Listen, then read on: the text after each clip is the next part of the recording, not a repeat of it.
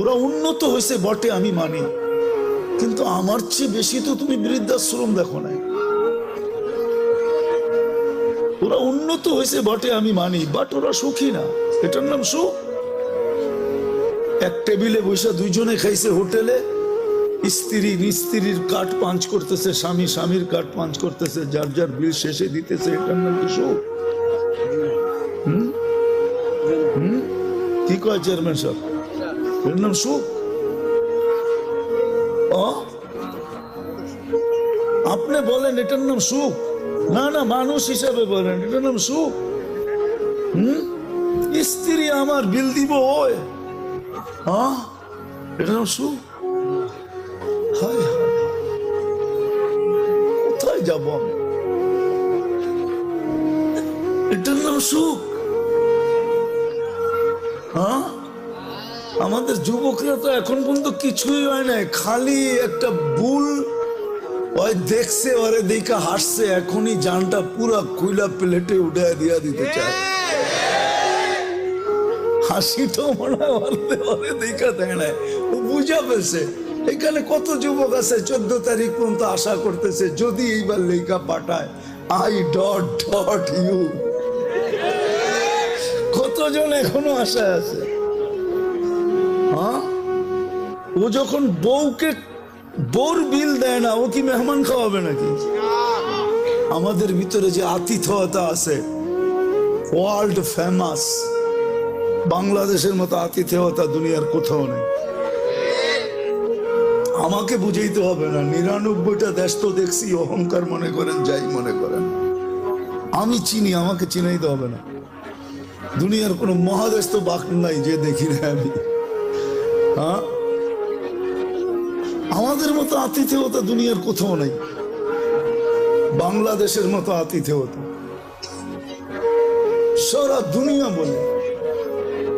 আমরা তো দুনিয়া ঘুরি। টঙ্গীতে যে মেহমান আসে যখন যায় বিদেশে, দেশে যায়, আমরা গেলে বলে তোমাদের মতো মেহমানদারি করতে পারবো, তোমরা ফেমাস। প্লেনতে নামার থেকে নিয়ে আবার প্লেনে উঠা পর্যন্ত আতিথেয়তা, এরকম দুনিয়ার কোথাও নেই। এটার নাম নাকি সুখ? চেয়ারম্যান সাহেব কয় সুখ বলে, কই যাবো আমি?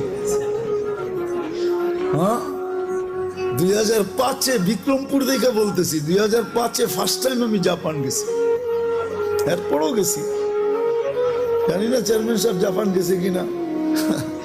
আমি সকালে গেছি এক ফ্যাক্টরিতে বাঙালিদের কাছে গাছের জন্য।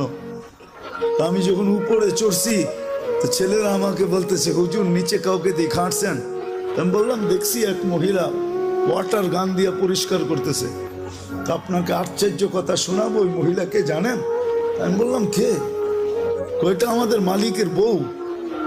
আমি বললাম ওই সকালবেলা শীতের ভিতরে ওয়াটার গান দিয়ে পরিষ্কার করে, ওইখানে চাকরি করে, ওর এটা চাকরি সকালবেলা। আমার মাথায় আকাশ ভাঙ্গা পড়ছে, এত বড় ফ্যাক্টরির মালিকের বউ তার কাছে চাকরি করে। আল্লাহ তো আমাদেরকে যা দিছে, তারপরও তো দুনিয়ার সবচেয়ে বড় রাজার রানীর চেয়েও রানীর মতো রাখতে চাই, ঠিক না?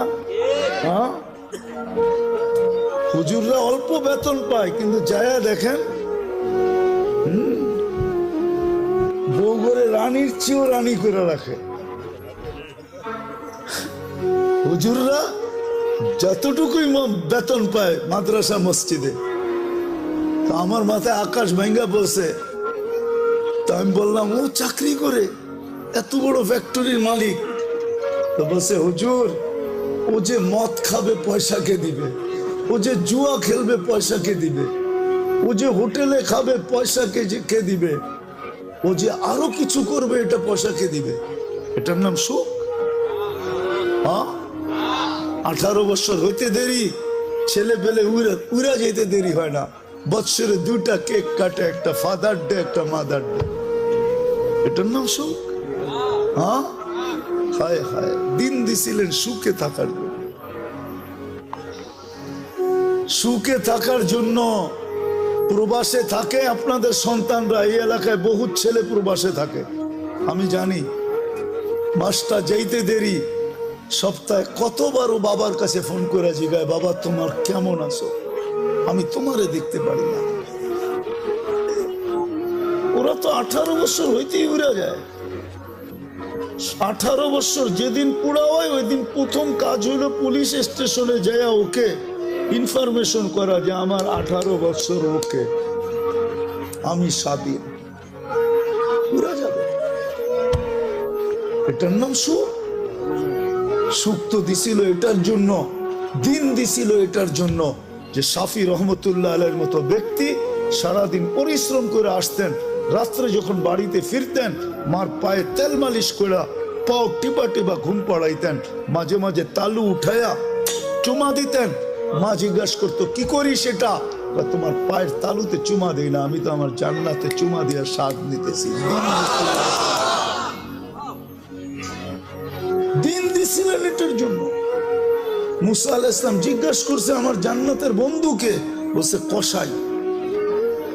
তো বলতেছে আল্লাহ আমি যেমন জিগাই জবাব এরকমই দেন। আমি জিজ্ঞেসি জান্নাতের বন্ধু, আপনি ফট করে কয়ে দিলেন কসাই। কোথায় কসাই, কোথায় আমি? আল্লাহ বলে সিদ্ধান্ত এটা। বলছে ঠিক আছে অ্যাড্রেস দেন, যায় দেখি কি আমল করে। যায় দেখে হ্যাঁ কসাই।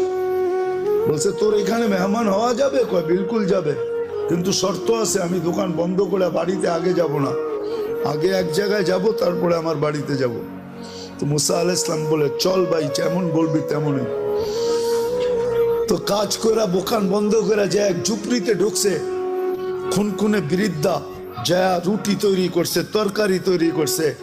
বৃদ্ধাকে বুকের উঠায়া বুকে পিঠ বুকে লাগায়া নেওলা বানায় বানায় খাওয়াইছে। সমস্ত খেদমত করে যখন পরিপাটি করে শোয়া দিছে, কাজে এই যে পাশে আমার ঘর, চলো আমার ঘরে, তুমি আমার ঘরে মেহমান থাকবে। বলছে বুঝলাম না এই বৃদ্ধা কে? আমার মা, সকালে সেবা করে যাই, বিকালে এসে আগে মার সেবা করি। বুঝলাম তো সেবা, কিন্তু মাকে যখন সেবা শেষ করার পরে শোয়া দিলা, মা জানি হাত উঠে কি বললো, কারে দূর পাগল মা। যখনই সেবা শেষ করি তখনই হাত উঠে বলে আল্লাহ আমার সন্তানকে মুসার জান্নাতের সঙ্গী বানায় দিও। মুসা আলাইহিস সালাম কয় জানার আর মেহমান হওয়ার দরকার নাই, বুঝা ফেলছি। মা পাগল না, তুই পাগল। মা তোকে মুসার জান্নাতের সঙ্গী বানায় দিছে, আমি